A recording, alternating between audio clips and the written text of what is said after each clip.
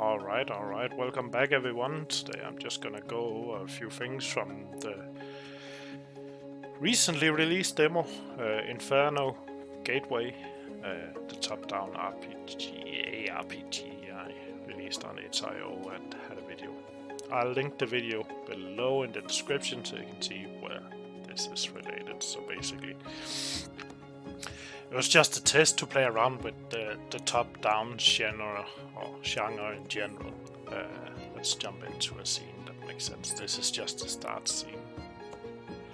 And then we can start talking about the game itself. The settlement scene makes perfect sense. So let's get that loaded.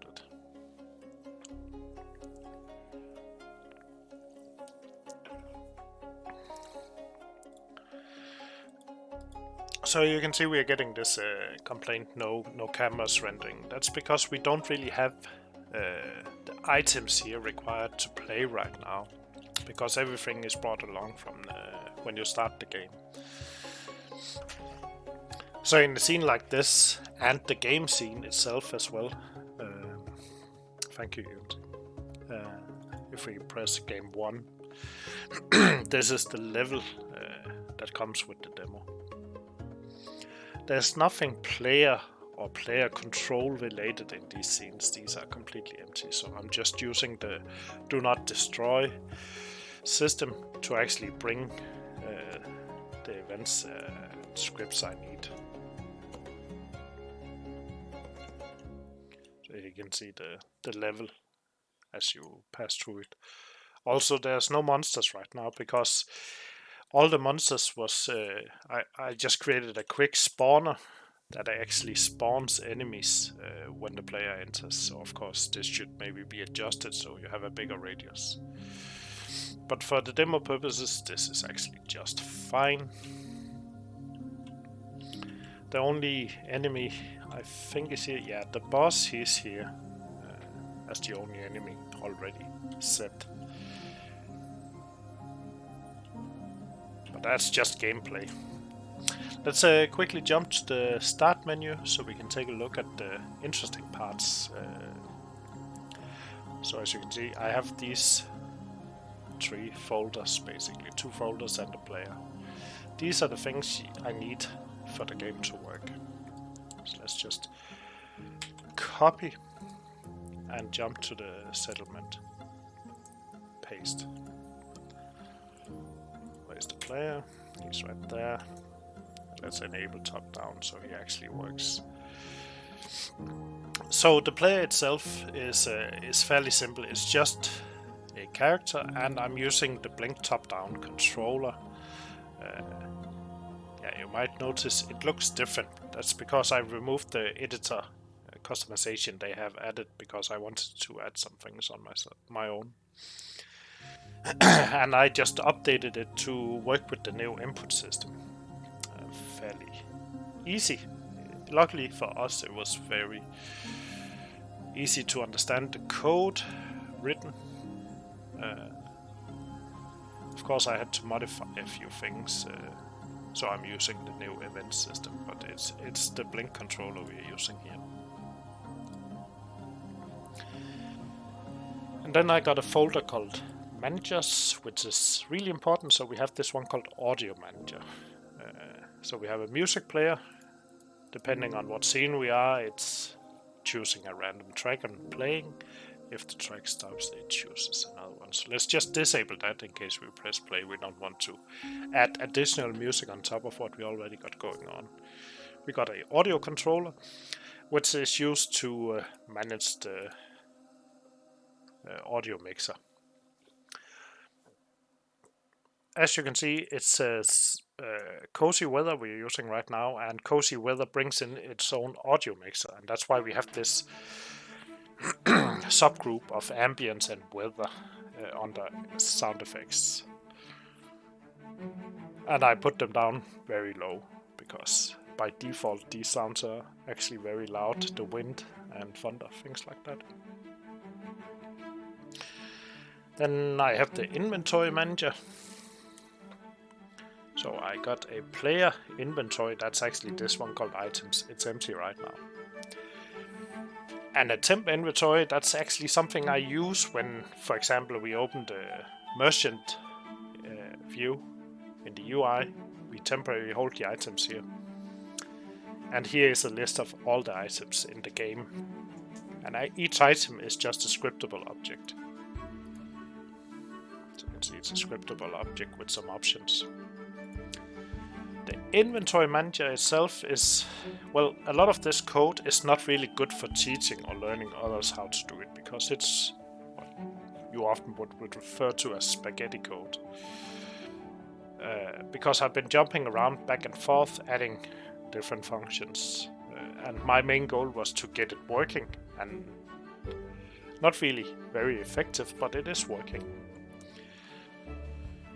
I tried to add some of the inventory assets I have from the asset store, but it was just either they didn't support the new input system by Unity, which is really not a new input system anymore, it's just the input system.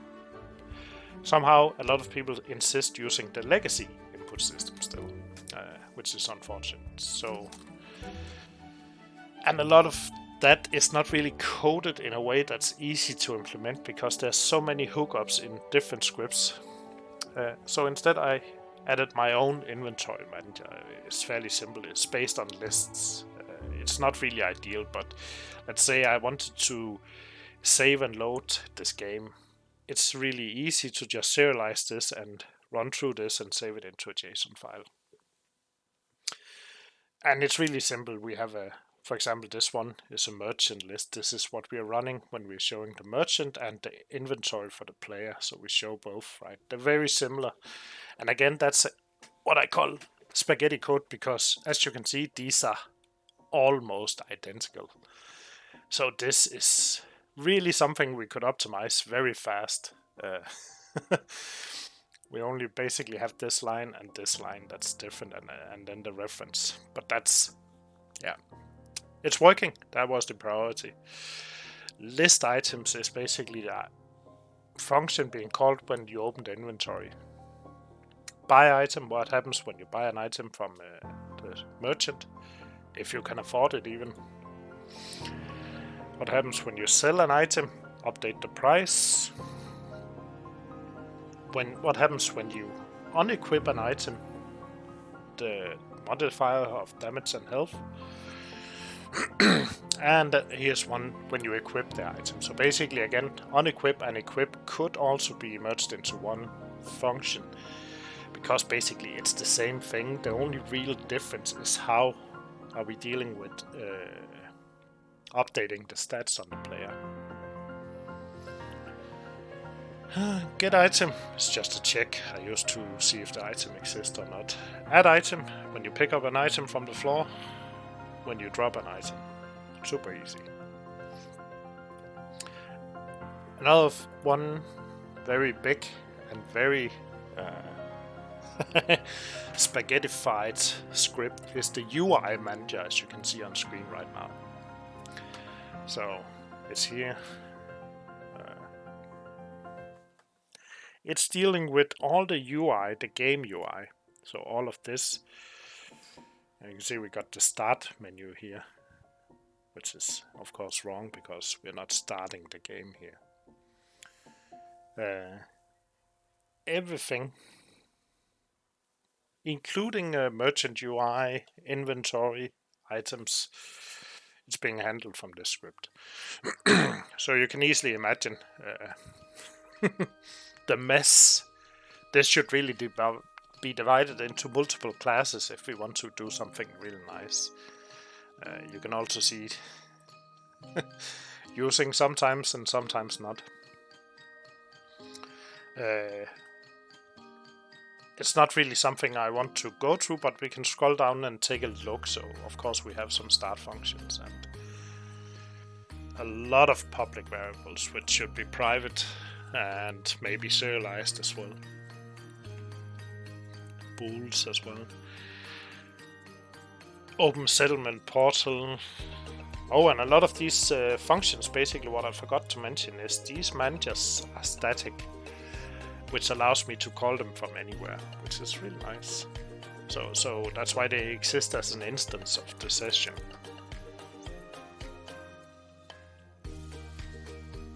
Interaction. When you enter an interaction zone, what type of interaction is it? What do we want to see? Nothing. Merchant, gatekeeper. Update the UI text or the stats text when you open the stats. Talent tree. Open and close the menus. Here's the menus again. If you pay attention to these, you can see they're all basically the same. So it would be super easy to shorten this. So take all of this, move it out here in front, and only do it for the one we're actually working on here instead.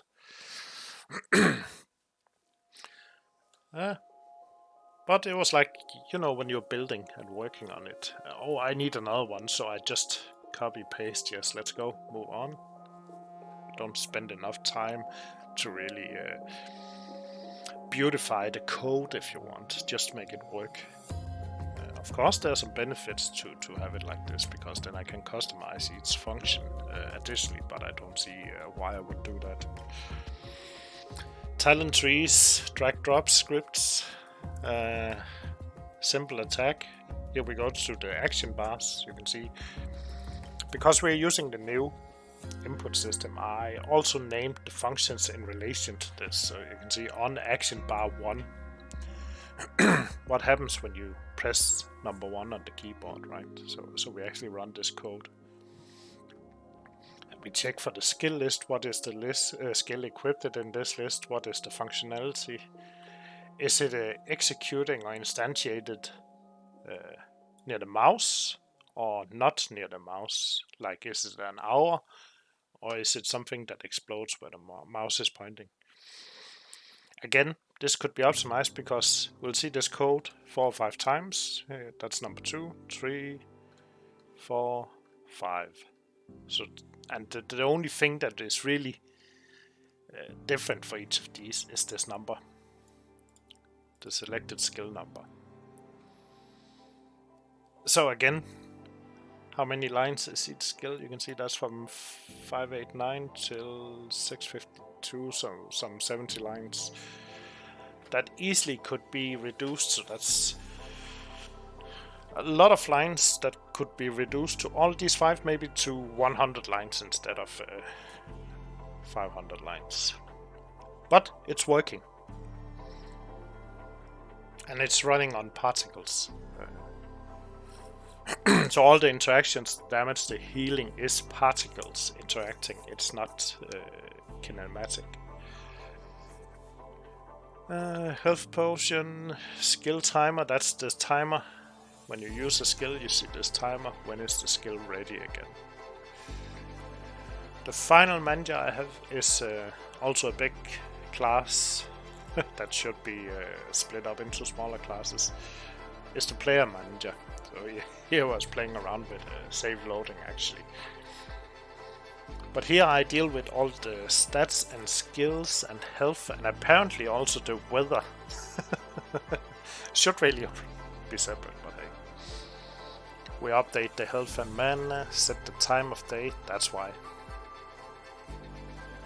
What is skill points? Update player level, update skill points, update experience. When do you get experience? How much experience? Quit game, start new game. Update gold. Update damage. How much damage are you applying when you are shooting or hitting something? Start function. Again, this is also an instance. And the main loop is just this, really. And that's just covering the basic attack. So when you just left click or right click and left click for aiming, you just do the basic shot, really. And we have a callback on shooting, because this is using the new input system. So I thought, why not play around with can we see when the button is pressed and when the button is released? Yes, of course we can. So that's what we're doing here. The portal, that's actually the portal inside the settlement. You know, the red one we open. And it's animated, that's why we have this reference here. What else is here? That's interesting. Aim rotation, this is actually handling where the player is facing when you right click. Update health. Is the player dead? Yes. Mana change, health change, damage. These are just because eventually, if you're making this into like a full-fledged games, all of these I want to turn private. And if I need to know, let's say, for example, let's just create a private int amazing number. There we go. Then I want to do this. Maybe do private set, and that's probably not gonna work because more restrictive. Okay, yeah. So we can do public here. So we can expose this amazing number, but we can only get it to set this number. We have to do it inside the script. But we can expose the number for reading. This is really nice. And when you do that, sometimes the alternative to this is when I have a private int like this. You can see player gold. Down here I have this one called somewhere. I'm sure I have one that's called what's gold. It's very similar to this. So I have a public float or int or whatever. What is player health? That means because this is an instance, I can just call this from anywhere and ask how much health is left on the player. We don't want to save that. That's the managers. The player itself, anything else on there? Let's take a look. We have player input, that's the new input system. Player health, this is to deal with damage numbers, the asset that pops up the numbers. So basically we're just checking if we're getting receiving damage, and then we instantiate a health change on the player manager, you can see here. But at the same time, the same number is updated with the damage number pro, which allows it to actually instantiate a number and pop it out of the head. Because I'm using Emerald AI, I'm using this Emerald AI player damage script. And there are some examples here, which is really good because these examples shows me how can I receive damage from a Emerald AI character. So I added this guy right here, right? So we try to get the player health from whatever the AI is hitting. If it's possible to get it, then we submit the damage from the AI, which is this. And you can see I added a minus because I was doing this a lot and I was wondering why is the enemy healing the player when they're hitting, and that's because I'm doing a double negative. So now I'm doing a triple negative. That works. What else is on the player? Target position modifier, that's actually for the player. If we go to scene, you can see this red box. That's because Emerald AI has this tendency to aim at the feet or in front of the player. And to make the ranged Emerald AI hit the player, you create this box and move it up. Then they will aim for this region. There we go, looks better. Rigid body, don't destroy game object, that's it. As for child's... oh, the portal. Whoop. That's the particle system for opening and closing the portals when you teleport back to city. And of course, the animator, which is most likely the most important thing. So this is from Blink top-down controller, right? So we have this standard. So I added my layer. I'm using to override on these events, right? So we have the different attack types: right hand attack, light hit, death, and pistol idle. Pistol idle is actually great for using a staff when aiming, because he will put his hand out in front and use the staff as a pointer. Finally, we have the folder called Systems, and this is where we have the game systems I basically just add, so, except this one. This is just more light, so when I'm working here I want some light. Cozy weather, of course. The only thing I did in here this time was I paused time, disabled weather change, and then I adjust this depending on what I want, as you can see. But post effects. Should really add more post effects to this game, because there is none really. Could make it a lot more crispy and more, give it a lot more atmosphere by adding some more post effects. Spawner, quest item spawner, that's for the quest system. I'm using Pixelcrusher's quest system. So if we scroll down here somewhere. Or quest machine it's called. Yes, there we go. And the quest spawner is actually something that spawns items if you have an item spawner quest. Well, in this case we don't, so we don't need it. I just saved it in here because I was playing around with it.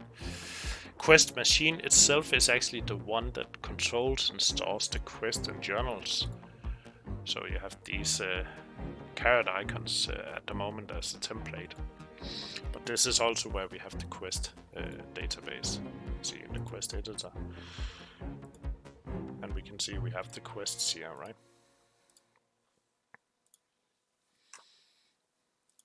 Tooltip manager is from the Tooltip Pro system. I really enjoy that.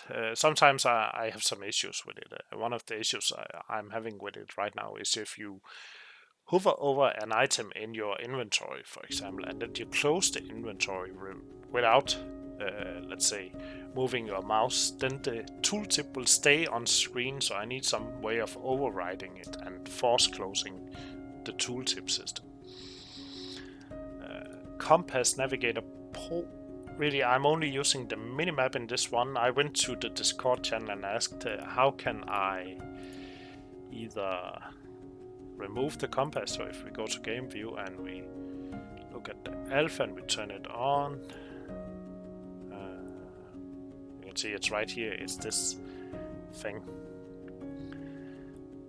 Turn it off. There we go. The minimap is from here. Event system, self-explanatory, needed for new input system and Unity UI, and camera. Let's get rid of these, jump back to the start menu and take a look at these things while it's running. So start menu, don't save.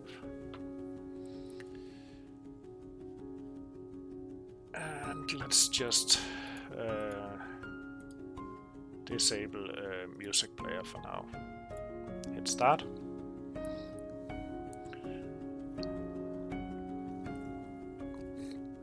The characters in the background here on the start screen is as simple as it can be. It's just a mesh with a animator on it.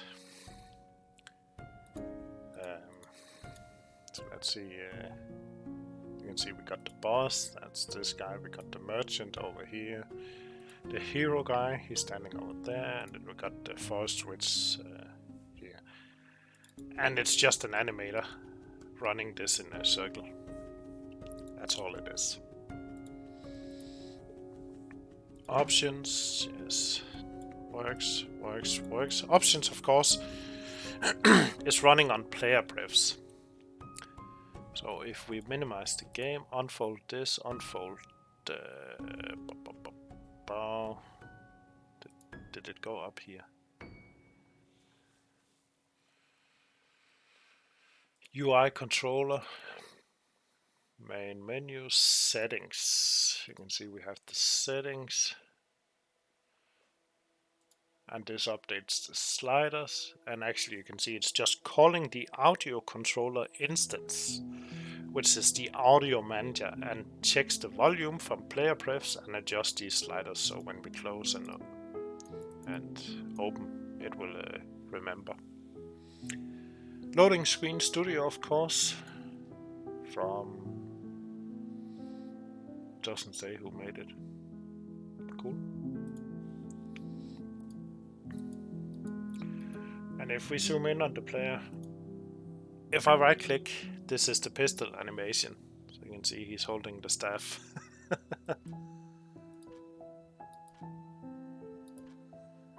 And you can see it's not pooled right now, it's just creating new instances.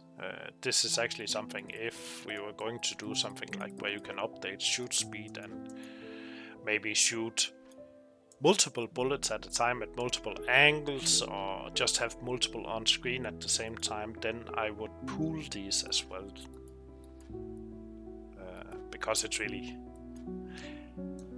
not needed that you'd load them every time. I would maybe pool between 20 and 50 of these, depending on how much I expect to have on screen. And of course, stats. I showed you the script before, it's just updating every time I hit I. P does not work while we're in this scene, it only works when you are in a game scene. It's portal, right? Journal, it's quest journal. From the quest machine, I just changed the canvas really, so. And then we got inventory over here. It's empty right now. If we take a look at the inventory manager, you can see this is the inventory manager. Want to do something, we can see a scriptable object. I can just drag it up here, and if we close and open, now we have it right here. This is the TMPro, and you see if I close this, it will stay on screen. So somehow I need to find out how to force close these. I imagine checking, because if we look over here, somewhere under the UI controller, tooltip container, it's one of these. Here we go. So I was thinking adding a script to this one that is being called every time I close my UI, like now. Then it will actually just remove these, because you can see it's just this one. If I hover, it goes away again. And you can see it's just disabling it. Even if I drop it, so now it's on the ground, it's still there, so that's annoying. It's a minor, but of course it's a bug and it needs to be fixed. Same with the cell. If I hover cell, it actually disappears, which I don't understand. I can't afford any of these, but if I went to my player manager, go to gold somewhere,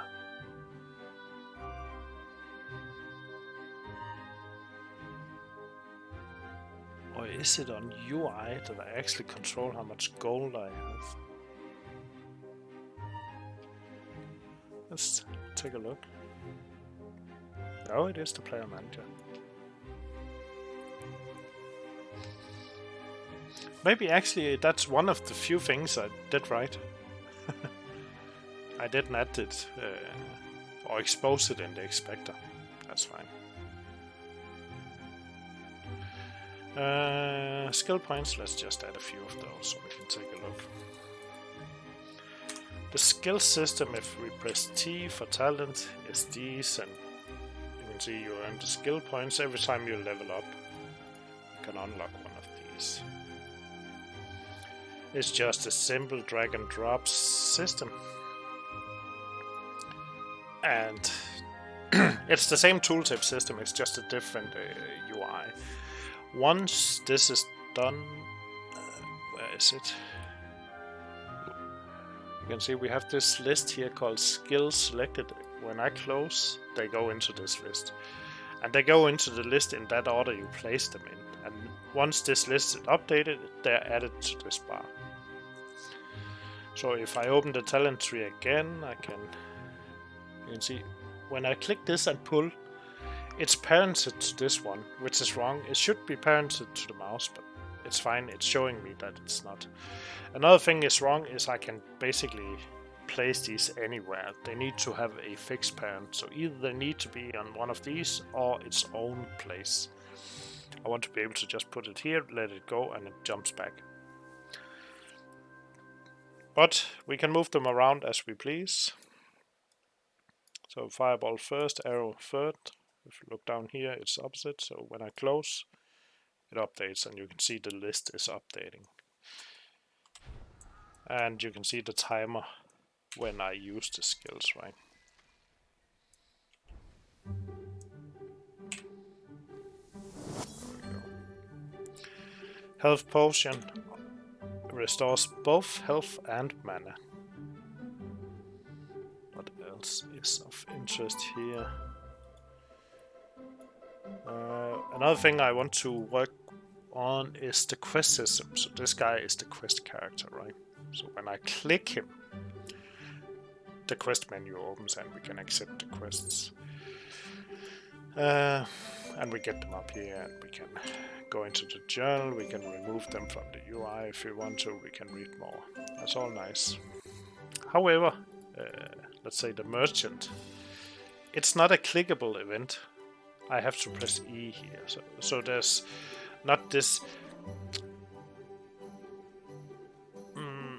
I was about to say synergy effect, but it has to be the same way you interact throughout the game. And just to make it worse, let's approach the ghost.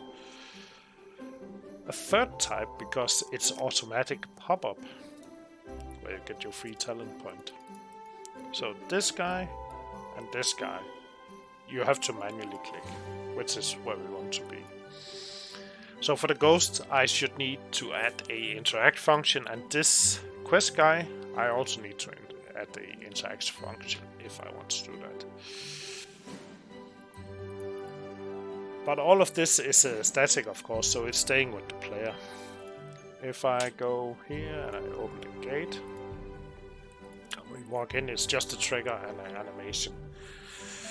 And we get to the game, and now we're in the game. It's still the same, so if I click the player manager, we can see everything is still the same. UI manager, everything is still the same because we are running these as instances. So it's kept across loading. And now the portal should work, so if I hit P, yes, portal opens. And it will try to teleport us back to the city.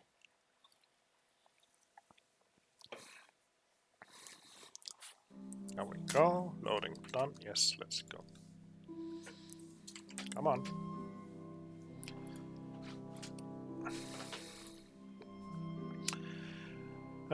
Another thing that's worth talking about is items, for example. So if I want to create a new item, I made it easier for me. So let's say we were making this into a full game and we needed to spam create a lot of items. First thing I want to do, of course, is find a prefab of an item. So I have this. Well, it goes for items, skills, or weapons. It's all the same way I'm doing it here, because it's all the same scriptable object. Close this one. Close other stuff. That's where I keep the quests. We have this folder called scriptable objects, where we have scriptable objects for items, skills, and weapons. And here we have the prefabs. So prefabs for weapons, prefab for spells, and prefab for items. If we go down to, let's say, one of the Synty packs and choose like, let's say, Horror Mansion, prefabs, props, and yes, we want to create this armchair as a pickup in the game. Let's go to System. Enable our dev light. Let's just move this armchair over here so we can see what's going on. First thing I want to do is I want to unpack the prefab. Oh, prefab, unpack completely. I want to remove this collider. I'm gonna add a, come on, box collider to this one. Gonna make sure it's a trigger. I'm gonna add a script, add item from scene, this one. And then it's requesting a scriptable object for the items. Let's go to scriptable objects, items, right click, create,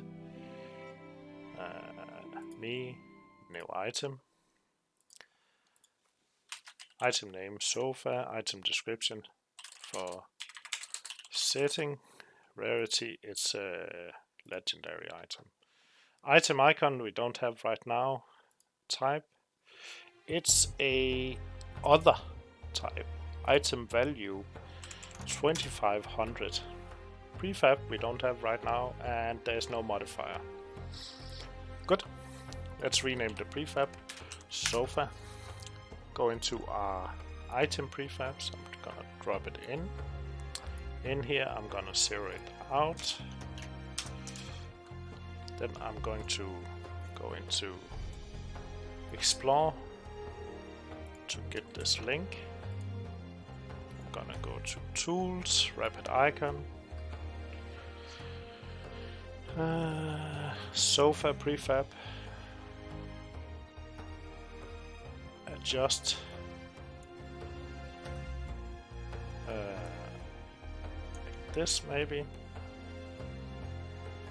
post-processing, do we want this on? I guess it's fine for this. Browse, we want to export the item to prefab, item icon, select, apply selected, export icon, close, item icon, sofa, type, sprite, apply, go back to my, let's lock this, go back to my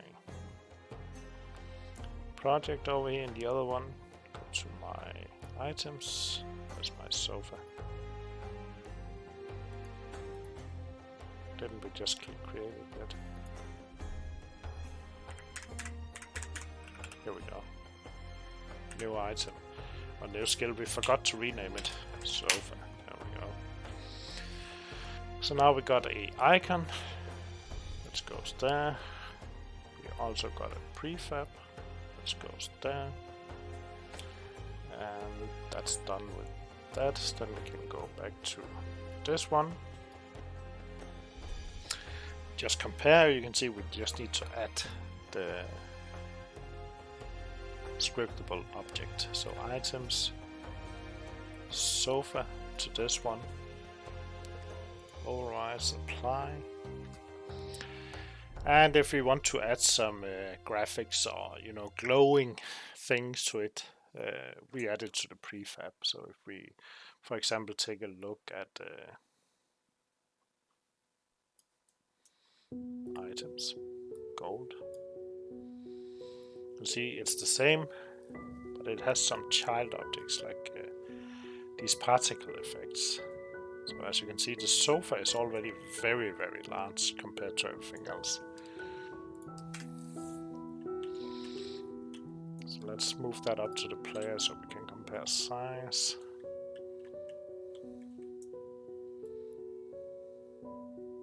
Maybe it's not that bad. Okay. Let's jump into the settlement scene. There's nothing to save here. Let's drag out the sofa. Where is it? There we go, so we got a sofa. Nice. Let's go back to hit save, start menu, hit play.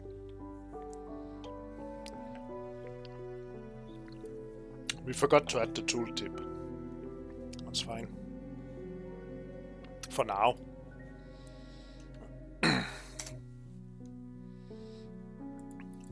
So we can see we have the sofas. We can pick them up by running into them. They are in the inventory. You can see sell for gold, legendary item. They even got the red edge, so you can see the color changes depending on the quality of the item. If we go to this guy, he will buy it for 625. Nice. There we go. Moneymaker. That's how easy it is to add new items to the game. The same goes for spells and weapons. Weapons are the same. I just have one more item. I have a Compas UI, so they will show up on the minimap. This script makes sure it shows up on the minimap when they're dropped. Skills, of course, you cannot drop because that's a talent you learn. So that's basically only a particle system. But it's special because if I pull one of these into the scene, you can see it's already firing because it's instantiated when you're shooting or attacking. And if we look at what's going on, you can see it's a particle system. We have a light that turns on that quickly flashes. We have a particles collision instance from the developer of these particle systems, and that's Howl, I think. You can see there's a lot of different stuff.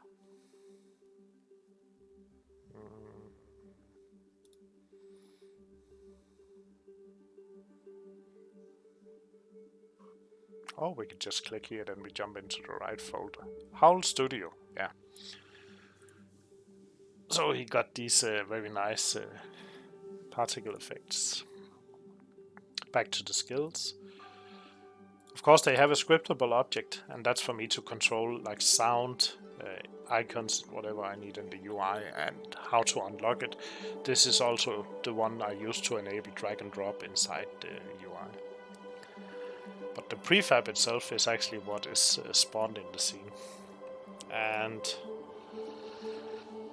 let's see.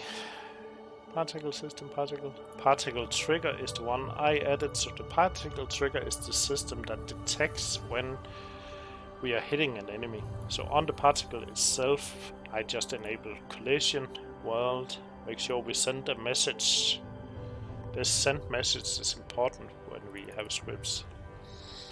So inside the script, we just have a particle trigger, a start, get system, both on enable and start, just to make sure we get the system to get this component. And here we have on particle collision other if game object. That's just a debug, you know that. If it's a healing spell, then we're healing. So we have plus damage value from the player and a modifier if we like have a healing star for items adding bonuses. If it's not healing, then we do damage. Also, if it's healing, we apply negative damage. It's easier, right? You can see we are calculating new damage based on healing or damage. If the component we're hitting have this script on called target health, which is all the enemies, you have to remember they are Emerald AI enemies, so they have this script on because I added it, then we can do this. But that also means this script I can use to manage health of items or destroy a box or a gate or whatever I want. I just add this script and we can do something. For the Emerald AI system, we have just check if it's Emerald AI, and then we add the damage from the Emerald AI API. It's as simple as it can be. It's actually super nice. This is just a backup. I tried with triggers first, so in effect this is not even used anymore. It's just there, I left it in.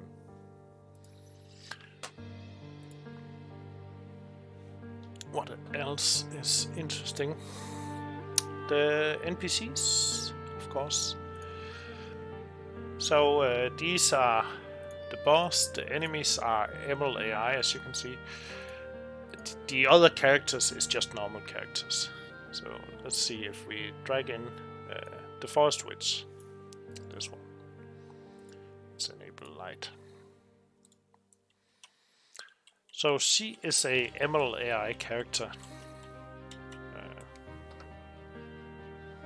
Where is she? She's up here, and she has a lot of functionality. So she has the script, or sorry, animator added by ML AI, and I just set ML AI up like normally any ML AI. The only thing that's special about this one is, of course, that it's a ranged character, and we have a ranged attack. I'm just using the standard attack from the demo scene from ML AI. Then the other thing that's added is on events under combat. On attack event we have a sound, so it plays a sound when she starts attacking.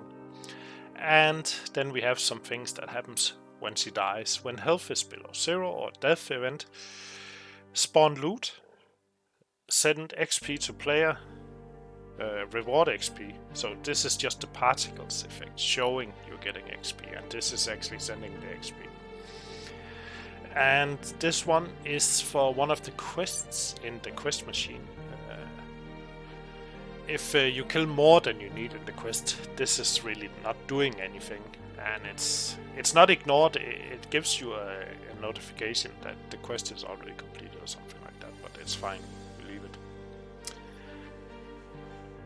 The other scripts that are added is, of course, from the bottom, quest control is related to the quest system, as mentioned. Reward XP is where I give XP to the player, and you can see we just give XP and the amount of XP. So for this one you can adjust how much XP you get. Minus XP, that's nice, right? Loot table. These are the items she will drop when killed, and this is the range she will drop them from her body. How many items at maximum, so it will always be a randomized number between 0 and this number entered here, and then randomized items. If she is part of a quest I create, and you can see she is, so she has a 30% chance of spawning a quest item. You can just disable this, then she won't, but because we need it for the quest, there's a 30% chance. This means if the quest is active, I activate this. If it's not active, these items will not spawn. And this is just for the player to be able to complete the quest. There is a chance, so 30%, that means you need to kill at least 4 to get a drop, usually. Custom health script I wrote, that's basically just to interact with the slider above the player, or sorry, AI head. And then of course I also attached the damage number pro, so when we're hitting her we actually see damage. Everything else is pretty much standard as it's. We can go and play with them.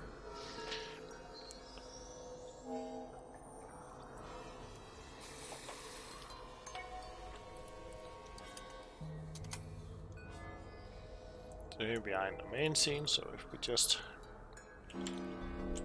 go up here, we can just drop her off out here somewhere. Down here in the forest, NPCs. Oh, he's already walking.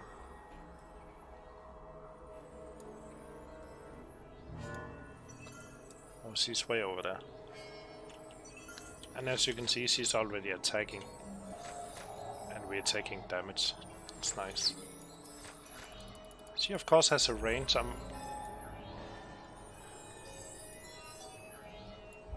And you can see she's not picking up the sofa, which is good.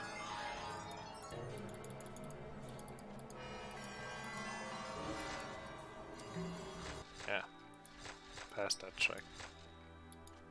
There we go. Items dropped. So she dropped the vase and a potion. Let's see if we can. So in this case she dropped 2 items, and you can see over here that some of the things are now disabled. And is she even in the scene? And she's still in the scene. But of course the entire thing is disabled.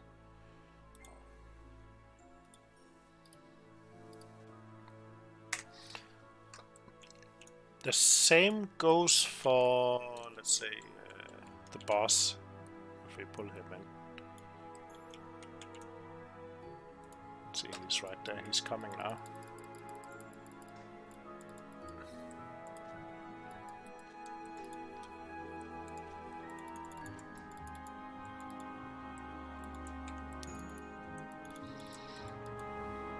Of course, he's more.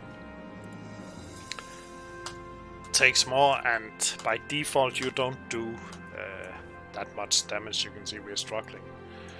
Maybe we can heal up a bit. Run away, run away.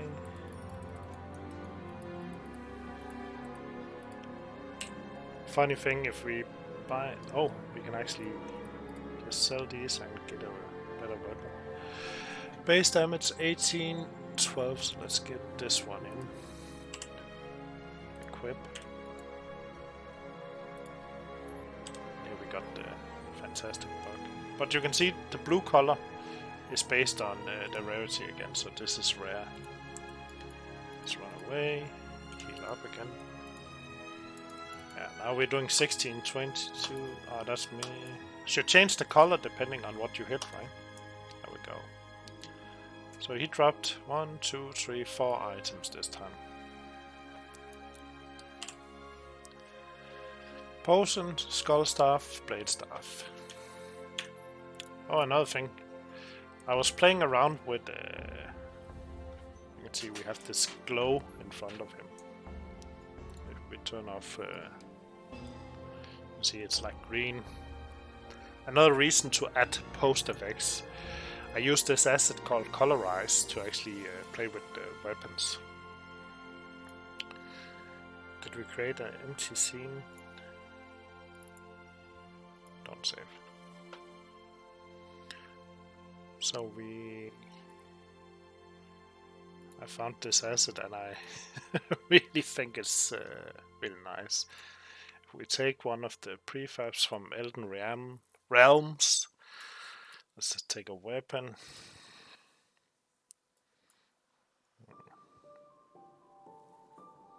That's a... yeah, maybe the axe. Let's go zoom in. And then we can just add a empty, add component, colorize. Go, and then we can drag this item over. Alright, yes, get colors. Maybe we need to unpack. I had some problems with this in the beginning. The developer was super nice to actually... oh, game object. Look at this. It's this one. Get colors. Super nice to help. We actually had a talk about what's wrong with my setup, and the reason nothing showed up here for me in the beginning was actually because my assets are not in the standard asset location for Unity, because I've been using Unity 2022, which enabled me to move my asset folder to save space on the C drive, which was really nice, and it had that, for me, great effect. When I went back to 2021 to do something, it stayed on the new drive. So even if I go and download something in the package manager now, it goes to the new drive, which is really, really nice. Unfortunately, some of the assets, this is one of them, they expect to be placed in the app data folder, which is unfortunate because I don't want anything there. It takes up so many gigabytes already. Anyway, really nice assets. We can change the colors, adjust them a bit, and one of the things I found was I was doing this a lot, so I clicked this and I changed this value to something sharp, and I click this, do this. So now we have an emissive texture on this item, of course. Align camera with view. There we go. Once we enable post effects, you will get the glow as well, or the bloom if you want. I can also change the colors really fast. I played around with it a little, and I found this could really be useful in the future. And I definitely will use it. There are so many features like auto-coloring or creating palettes. Once I've done, I just click build, blah blah blah. New folder suffix, blah blah blah. There we go, build.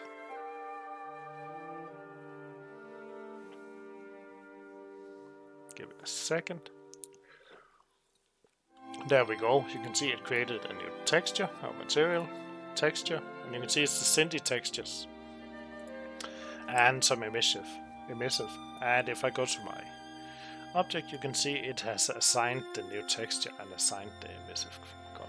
That's really nice. So we can just save this a new prefab. Really nice. That was Colorize.